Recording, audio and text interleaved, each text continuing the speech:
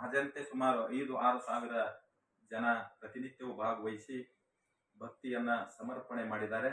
ಜೊತೆಯಲ್ಲಿ ದಿನಾಂಕ 20-11-2024ರಿಂದ 26-11-2024ರವರೆಗೆ 6 ದಿನಗಳ ಕಾಲ ಬೃಹತ್ ಜಾನುವಾರು ಜಾತ್ರೆಯನ್ನ ಏರ್ಪಡಿಸಿದ್ದೇವೆ.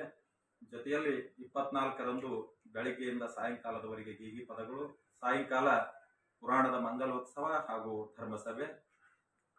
25-11-2024ರಂದು ಬೆಳಗ್ಗೆ 11 ಗಂಟೆಗೆ ಮರುಳಸಿದ್ದೇಶ್ವರನ ನೂತನ ರಥೋತ್ಸವಕ್ಕೆ ಚಾಲನೆ. ಜೊತೆಯಲ್ಲಿ ಮಹಾಲಕ್ಷ್ಮೀ ದೇವಿಯ ಮಂದಿರದ ಜೊತೆಯಲ್ಲಿ ಯಾತ್ರಿ ನಿವಾಸ, ಮಹಾಲಕ್ಷ್ಮಿ ಕಲ್ಯಾಣ ಮಂಟಪದ ಭೂಮಿ ಪೂಜೆಯನ್ನ ಶ್ರೀಮದ್ ಉಜ್ಜಯಿನಿ ಸದ್ಧರ್ಮ ಪೀಠದ ಮಹಾಸನ್ನಿಧಿಯವರ ಪಾವನ ಸಾನ್ನಿಧ್ಯದಲ್ಲಿ ಈ ಒಂದು ನಮ್ಮ ಕ್ಷೇತ್ರದ ಜನಪ್ರಿಯ ಶಾಸಕರಾಗಿರ್ತಕ್ಕಂಥ ಮಾನ್ಯ ಶ್ರೀ ಯಶವಂತರಾಯಗೌಡ ಪಾಟೀಲ್ ಸಾಹೇಬರು, ಜೊತೆಯಲ್ಲಿ ನಮ್ಮ ಭಾಗದ ಸಂಸದರಾಗಿರ್ತಕ್ಕಂಥ ರಮೇಶ್ ಜಿಗ್ಜಿಣಗಿ ಅವರು, ನಾಡಿನ ಹರಗುರುಚರ ಮೂರ್ತಿಗಳು, ರಾಜಕೀಯ ಗಣ್ಯರ ಸಮ್ಮುಖದಲ್ಲಿ ಈ ಒಂದು ಭೂಮಿ ಪೂಜೆಯನ್ನ ನೆರವೇರಿಸಿ ತದನಂತರ 12:30 ಸರ್ವಧರ್ಮಗಳ ಸಾಮೂಹಿಕ ವಿವಾಹ, ಜೊತೆಯಲ್ಲಿ 4 ಗಂಟೆಗೆ ಪಲ್ಲಕ್ಕಿ ಮರುಳಸಿದ್ದೇಶ್ವರ ಪಲ್ಲಕ್ಕಿ ಉತ್ಸವ, 7 ಗಂಟೆಗೆ ಲಕ್ಷ ದೀಪೋತ್ಸವ, ರಾತ್ರಿ 9:30 ಗಂಟೆಗೆ ಧರ್ಮದ ಕಣ್ಣೀರು ಅನ್ನುವಂಥ ಸಾಮಾಜಿಕ ನಾಟಕವನ್ನ, ಈ ರೀತಿ ಅನೇಕ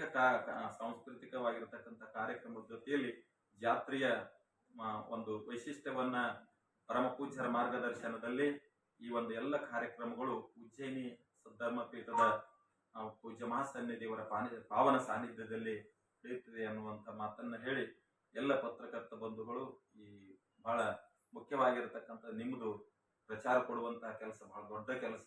ಅಷ್ಟೇ ನಾವು ಮಾಡೋದಕ್ಕಿಂತ ನಿಮ್ಮ ಮುಖಾಂತರ, ಮಾಧ್ಯಮದ ಮುಖಾಂತರ ಈ ಒಂದು ಜಾತ್ರೆ ವೈಶಿಷ್ಟ್ಯವನ್ನ ತಾವೆಲ್ಲ ತಮ್ಮ ಪತ್ರಿಕೆಗಳಲ್ಲಿ ಬರೆಯಬೇಕಾಗಿ ತಮ್ಮಲ್ಲಿ ವಿನಂತಿ. ಈ ಪತ್ರಿಕಾಗೋಷ್ಠಿಯ ಕಾರ್ಯಕ್ರಮದಲ್ಲಿ ಪಾಲ್ಗೊಂಡಿರ್ತಕ್ಕಂಥ ದೇವಸ್ಥಾನ ಸಮಿತಿ ಅಧ್ಯಕ್ಷರಾದ ಡಾಕ್ಟರ್ ರಮೇಶ್ ಪೂಜಾರಿ ಅವರೇ, ದೇವಸ್ಥಾನದ ಎಲ್ಲ ಕಾರ್ಯಗಳನ್ನು ಬಹಳ ಜವಾಬ್ದಾರಿ ಹೊತ್ತು ಮಾಡುವಂತಹ ತಮ್ಮಣ್ಣ ಪೂಜಾರಿ ಅವರೇ, ಸಂಪತ್ ಕುಮಾರ್ ಹಿಳಿ ಅವರೇ, ಅಶೋಕ್ ಸರ್ ನಿರ್ಜಿ ಅವರೇ, ಹಾಗೂ ಪತ್ರಿಕಾ ಮಾಧ್ಯಮದ ಎಲ್ಲ ಪ್ರತಿನಿಧಿಗಳವರೇ, ಇವತ್ತು ಪತ್ರಿಕಾಗೋಷ್ಠಿಯನ್ನು ಕರೆದಿರುವಂತಹ ಉದ್ದೇಶ ಏನು ಅಂತ ಕೇಳಿದ್ರೆ, ತಡವಲ್ಗ ಗ್ರಾಮದಲ್ಲಿ ಐತಿಹಾಸಿಕವಾಗಿ ಕಾರ್ಯಕ್ರಮಗಳನ್ನು ನಾವೆಲ್ಲ ಆಯೋಜನೆಯನ್ನು ಮಾಡಿದ್ದೀವಿ.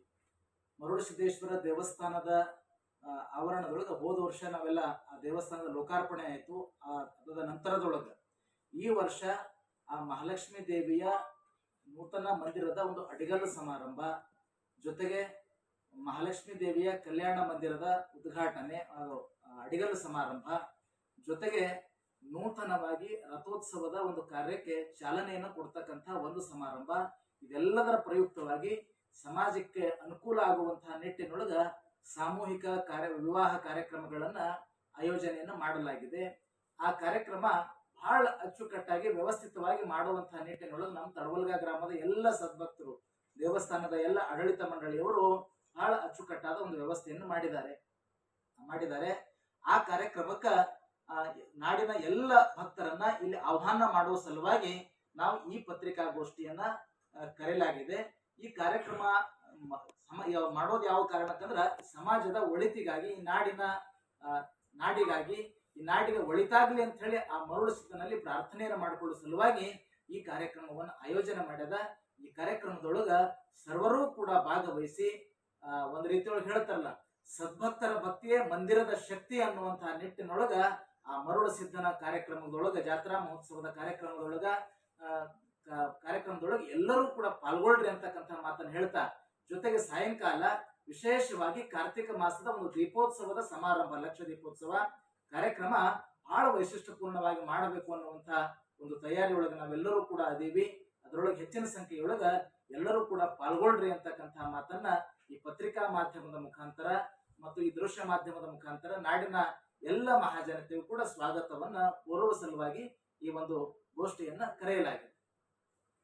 ಮತ ಪಂಥದವರು ಕೂಡ ಆ ರುದ್ರಾಭಿಷೇಕ ಕಾರ್ಯಕ್ರಮದೊಳಗೆ ಪಾಲ್ಗೊಂಡಿರ್ತಕ್ಕಂಥದ್ದು ಬಹಳ ವಿಶೇಷ ಅಂತ ಹೇಳ್ಬೋದು. ಮುಸಲ್ಮಾನರಿದ್ದಾರೆ, ಲಂಬಾಣಿಗಳಿದ್ದಾರೆ, ನಾವೇನ್ ಬೇರೆ ಬೇರೆ ಎಲ್ಲ ಸಮುದಾಯಗಳಂತ ಏನದಾವ. ಮಹಾಜನತೆ ಸುಮಾರು 5-6 ಸಾವಿರ ಜನ ಪ್ರತಿನಿತ್ಯವೂ ಭಾಗವಹಿಸಿ ಭಕ್ತಿಯನ್ನ ಸಮರ್ಪಣೆ ಮಾಡಿದ್ದಾರೆ. ಜೊತೆಯಲ್ಲಿ ದಿನಾಂಕ 11/2024ರಿಂದ 26/11/2024 6 ದಿನಗಳ ಕಾಲ ಬೃಹತ್ ಜಾನುವಾರು ಜಾತ್ರೆಯನ್ನ ಏರ್ಪಡಿಸಿದ್ದೇವೆ. ಜೊತೆಯಲ್ಲಿ 24ರಂದು ಬೆಳಗ್ಗೆಯಿಂದ ಸಾಯಂಕಾಲದವರೆಗೆ ಗೀಗಿ ಪದಗಳು, ಸಾಯಂಕಾಲ ಪುರಾಣದ ಮಂಗಲೋತ್ಸವ ಹಾಗೂ ಧರ್ಮಸಭೆ. 25